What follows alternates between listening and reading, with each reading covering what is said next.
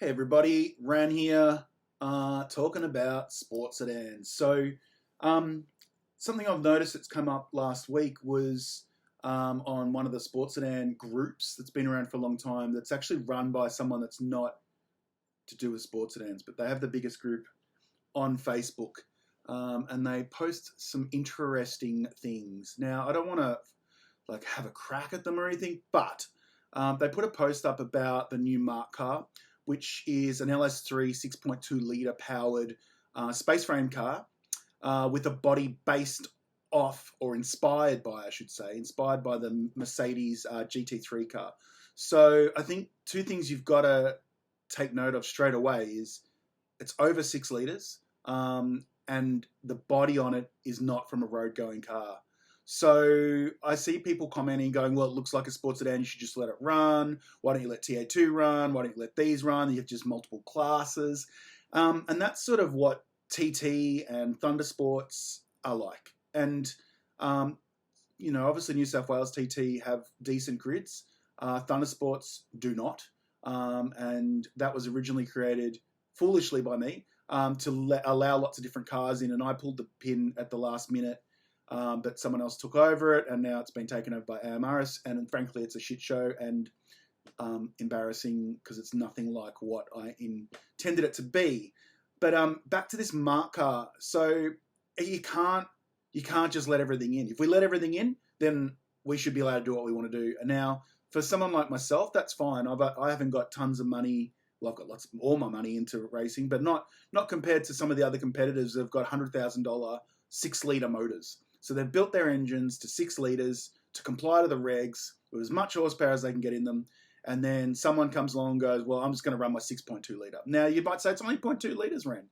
And I hear what you're saying. And I personally would love to put a 6.2 litre motor in my car. It'll get me a bit more horsepower and catch up to the quick guys. But it's the rules. Like, we have rules or we don't have rules. Like, personally, me, if there's less rules, I can do more things on a budget and get more power easily. But I think and I used to think that was okay at one point. But I had a really long chat to people that have been in class a lot longer than I have who race currently, and they've invested a lot of money into building cars that are within the rules. Yes, some of those cars are a millimetre within the rules, but they're within the rules. Otherwise, they wouldn't be allowed to race, would they? Someone would have protested them out. So you can complain and carry on, the cars aren't all complying. Well, no one's protesting them out, so they must be pretty bloody close. Yes, some merge angles or something, I don't know.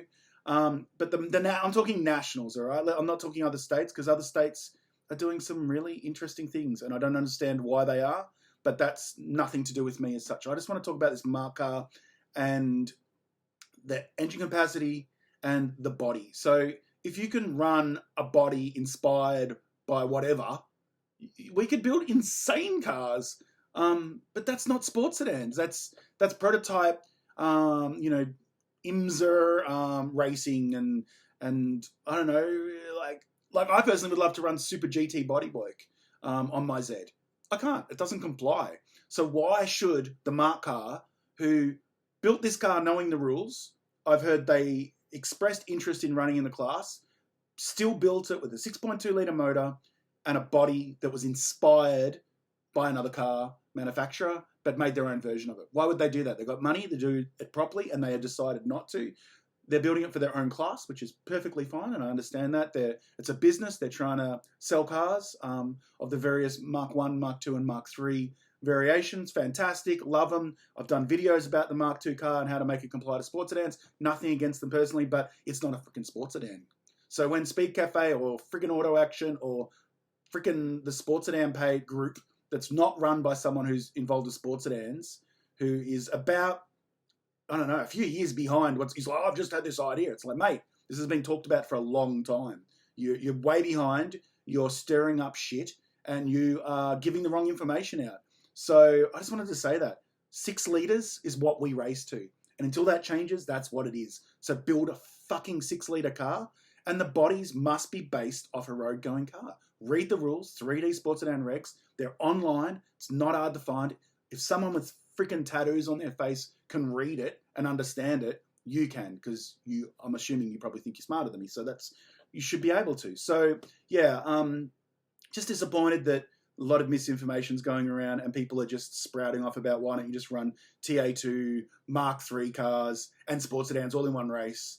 Well, that's Thunder Sports, isn't it? So go friggin' run Thunder Sports with AMRS. Do that. See, build their grids up. They need grids. They've just got NASCAR trucks and some other shit running around. So yeah, that's all I wanted to say. I don't know, man. Sports sedans. Race it or don't. Build a car to do it or don't. If you don't, bugger off. Cheers.